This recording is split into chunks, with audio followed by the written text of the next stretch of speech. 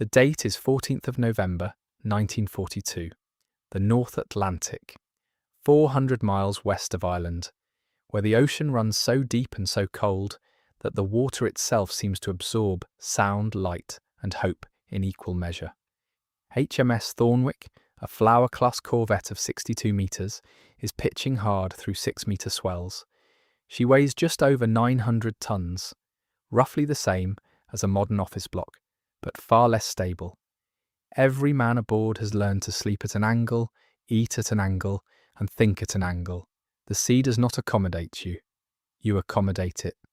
Below decks, in a compartment no larger than a garden shed, an 18-year-old rating named Thomas Aldwick is doing something he has been expressly told not to do. He is listening, not pinging, not following procedure. Listening through a piece of equipment that his commanding officer has twice submitted for replacement, that senior ratings have labelled unserviceable, and that the Royal Navy, in its considerable wisdom, has declared a liability. Aldwick does not think it is a liability. Aldwick thinks it is the most interesting machine he has ever met, and in the next 6 hours he will use it to locate 5 German U-boats that no other equipment in the escort group can find. This is not a story about genius. It is a story about paying attention. By November 1942, the Battle of the Atlantic had reached a point of genuine crisis. German U-boats had sunk approximately 6 million tons of Allied shipping that year alone. Convoys crossing the mid-Atlantic were entering what sailors had begun calling the Black Pit, a vast stretch of ocean beyond the reach of land-based air cover, where wolf packs operated with devastating freedom. The mathematics were brutal. Britain needed roughly 1 million tons of imported goods every week to keep fighting. The U-boats were making that arithmetic increasingly difficult to sustain. The primary weapon against the submarine was the Aztec, what the Americans called sonar. It worked by firing a pulse of sound into the water and listening for the echo that bounced back from a submarine's hull. A skilled operator could determine bearing and rough range. In calm, uniform water, detection at 1,500 metres was achievable. In the North Atlantic in winter, with water temperatures varying sharply at different depths and creating what scientists called thermoclines, invisible thermal boundaries that bent and scattered the Aztec beam like a lens distorting light, detection was frequently impossible. U-boat commanders knew this. They had been trained to find those thermal layers and lie beneath them, running on electric motors at the lowest possible speed, presenting the smallest possible acoustic profile. A submarine that knew what it was doing in the right water conditions was effectively invisible to standard Aztec. The Wolfpack's hunting convoy, SC-107 in November 1942, knew exactly what they were doing. Aldwick's Aztec set, a Type 123A, manufactured at the training establishment in Fairlie, Scotland, had been damaged 3 weeks earlier when a rogue wave struck the ship during a storm. The transducer housing had taken a glancing blow. The result was 2 specific faults. The gain control, which governed the sensitivity of the listening apparatus, had become unstable.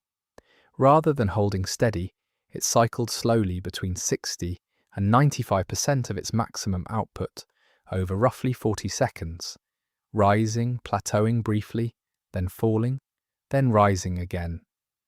The bearing display, meanwhile, had developed a consistent lag of approximately 1.2 seconds. To every trained Aztec operator who examined it, this equipment was broken. The unstable gain produced unreliable readings. The bearing lag made precise targeting impossible. The correct response was replacement. Aldwick had a different interpretation. He had grown up repairing wireless sets in a small shop in Coventry. He understood, at a level that was more instinct than theory, that a fault is not the same as a failure.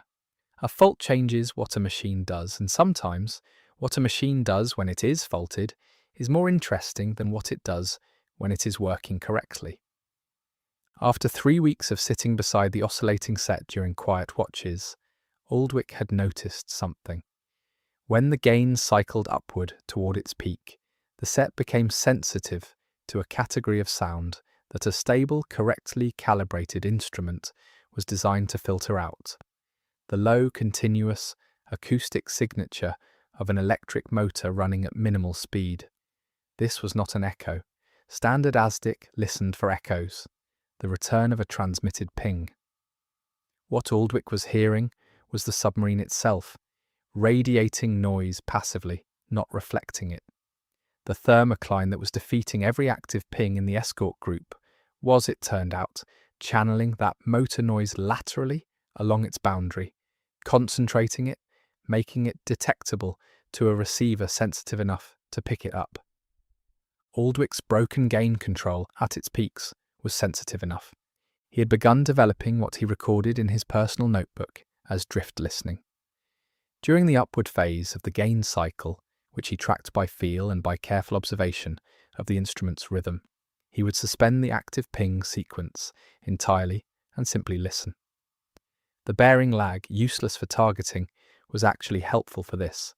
It smoothed out sudden noise spikes and gave him a cleaner picture of sustained directional sound. He had been practicing for 11 days. He had told no one. If you're finding this interesting, a quick subscribe helps more than you know. At 21:47, Aldwych reported his first contact, bearing 037 degrees, estimated range 900 metres, moving slowly left.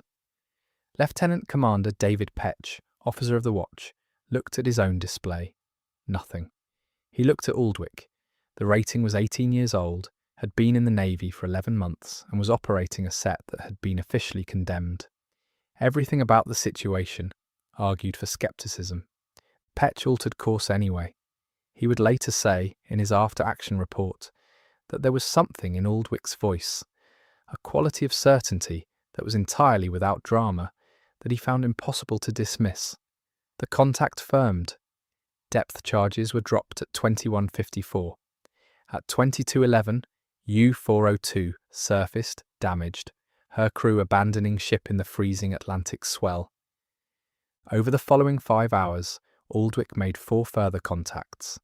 The escort group's other ASDIC operators, working with standard, fully serviceable equipment, detected nothing in the same areas. All 4 contacts were acted upon.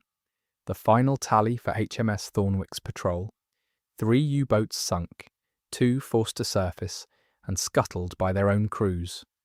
Convoy SC-107 lost 7 merchant vessels. Painful, but roughly half the losses that intelligence assessments had projected given the size of the Wolfpack encountered. What Aldwych had discovered, without knowing the theoretical framework for it, was a principle that acoustic engineers would later call broadband passive sonar. The difference between what he was doing and what standard ASDIC doctrine required was the difference between shouting into a dark room and waiting for an echo versus standing very still and listening for the sound of someone breathing. Both techniques have their place. In the conditions of that November night, deep water, sharp thermoclines, U-boats running silent, only one of them worked. The Royal Navy's response was measured and in its way revealing. Thornwick was ordered to Londonderry for immediate repair of the defective set. Aldwych was asked to submit a written account of his method. He did so, 11 pages of careful, precise technical observation, written by a man who had left school at 14. The Admiralty sat on it for nearly 2 years. The technique eventually filtered into training doctrine in 1944, attributed to theoretical work at the Admiralty Research Laboratory. Thomas Aldwych received the Distinguished Service Medal in March 1943. The citation praised his exceptional vigilance. It did not mention the broken equipment. It did not mention what he had actually done. Go back to that compartment, the North Atlantic, black and violent, pressing in on all sides. 8 U-boats in the water, 42 merchant ships above them. 1 teenager, alone with a machine that everyone else had given up on, doing something that no manual described and no instructor had taught.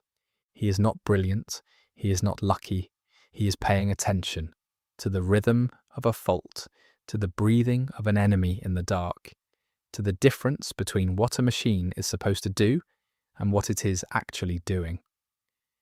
5 contacts, 3 kills, 2 surfacings, 42 ships kept moving, a country kept fed. The Navy called his sonar broken. He called it honest. The ocean does not care about calibration.